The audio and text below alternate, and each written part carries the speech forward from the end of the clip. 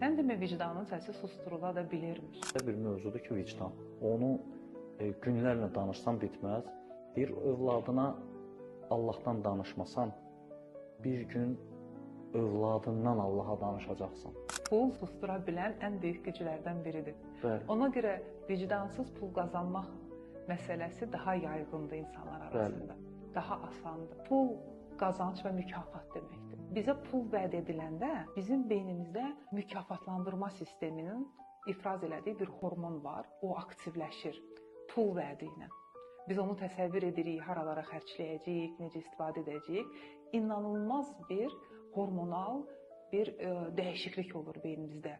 Fərqli bir sistemə giririk. Əgər sizdə vicdan və dəyərlər biraz zəifdirsə, təməldən, genetikadan, böyüməkdə, cəmiyyətdə, elə mühitdə böyürsünüz ki, orada dəyərlər daha zəifdirsə, fizikanın bir qanunu var. Nə qədər həcmin böyükdürsə, cəzb etmə qüvvən də bir o qədər böyükdür. Nə qədər böyük pullar sizə vəd edirlərsə, o pulları əldə eləmək hissi də sizi daha çox cəzb eləyir. Və vicdan dəyəriniz kiçikdirsə, o yox olur, qarışır, udur o hissəni. Ki, qara bir dəlik kainatımızda olduğu kimi bizim planetimizi necə uda bilər? O vicdanı da udur. Yəni, böyük pullar, böyük hormonal ifrazat dəyişikliyi beyində və vicdanın oyatdığı dopamin, onlar daha azdırsa, sizi bu mükafatlandırma sistemi yeyir. Ona görə bir çox yaxşı olmayan insanlar sizi yoldan çıxartmaqdan ötürü daha çox pul təklif edirlər əyri işlərə. Bəli. Bilirlər ki, sizin vicdanınızın səsini susturmağın məsələsi böyük həcmli pullar ki, o öz gravitasiyası ilə, cəzb etmə qüvvəsi ilə uçsun vicdanın səsini, əməlli başlı yeyir. Bizim işimiz bir valideyn kimi, bir rəhbər kimi o vicdanın səsini böyütməkdən ötürü, güclü eləməkdən ötürü hər hansı böyük bir həcmli pullar qeyri-doğru yolla bizə istəyirlərsə vəd edib versinlər, biz ona yox demək gücünə sahib olmaqdan ötürü vicdanı böyüdə bilərik, gücləndirə bilərik. Necə? Vicdan, dedim, birinci prefrontal korteksdə, beynin ön hissəsində güzgü neyronları, bir çox digər neyronlarla yaranır. Belə şəbəkə düşünün, mafiya şəbəkəsi, neyronlar. Onlar hamısı bir-birinə məlumat ötürür. Nəyi görür, screenshot edir, arxivə atır.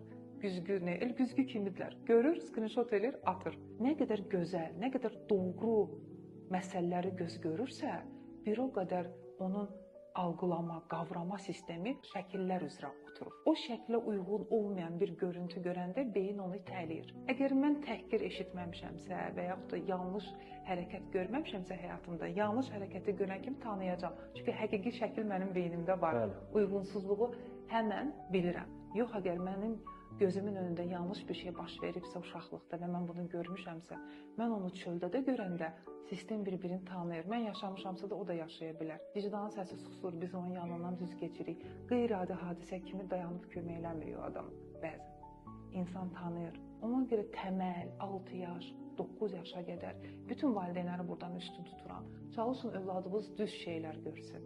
Həqiqətli, gözəl səhnələrə sahib olsunlar ki, bu da onların gələcək yaşamında böyük təsir olacaq. İş adamları kimi ilk öncə sizin etikanız, korporativ mədəniyyətiniz, işə qəbul edilən şəxs o qədər doğru həqiqətlərlə doldurulmalıdır ki, görüntüdə halal biznes necə olur, satışda həqiqətən öz pulunu alır, orada bir əyriliklər olmur.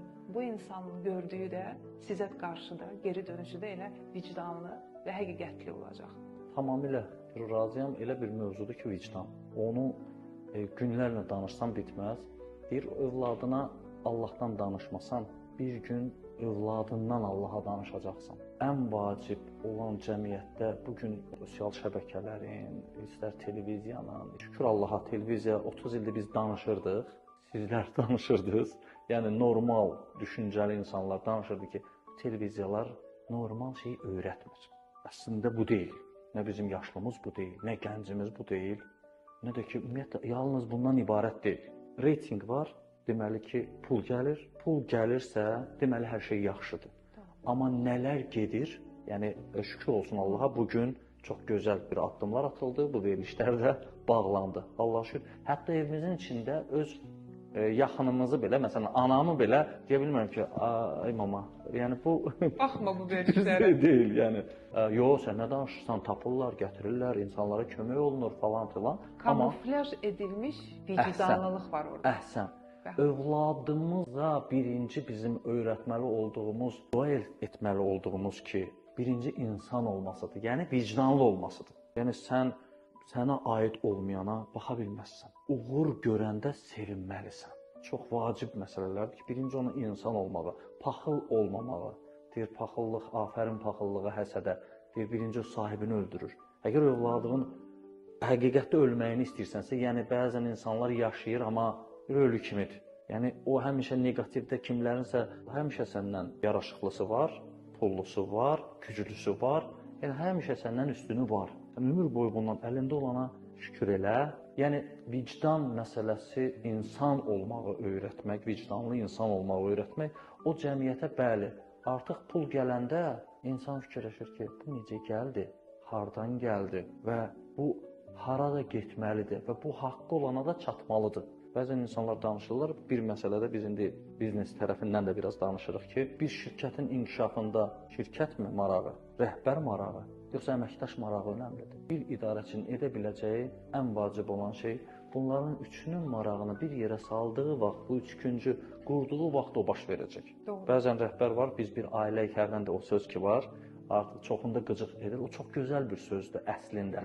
Sadəcə olaraq, bəzən bunu sadəcə olaraq eşidiblər, bir düzgün işini qurmuş adamdan. O da gəlir deyir, amma sən bu vicdanla bu məsələni yerinə yetirmirsən. Sənin niyyətin yalnız bir rəhbər olaraq özünə xidmət edir ki, istismar edim və mənim üçün gəlsin. Bəzən əməkdaş tərəfindən də bu belə olur ki, yalnız necə edim ki, bunu yıxım bu məsələyə. Hərdən biraz heyvanlardan misal çəkəndə deyirlər ki, heyvanları aşağılayırsınız falan.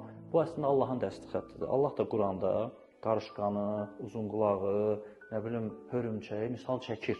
Amma niyyət belə olmalıdır ki, yəni heç kimi aşağılamaq yox. Yəni əməkdaş məsələsində hekayə ilə danışmaq məsələnin daha nöqtəsinə vurmaqdır ki, yaxşı olaraq yaxşılardan biz bildik. Yəni yaxşılar həqiqətən qartal baxışlı idarəçilər, öz əməkdaşlarının perspektivini düşünənlər, vicdan məsələsindən danışıram ki, bunun fəlsəfəsi budur və inkişafı onun üçün düşünür ki, bir missiya var, mən bunu yerinə yetirirəm.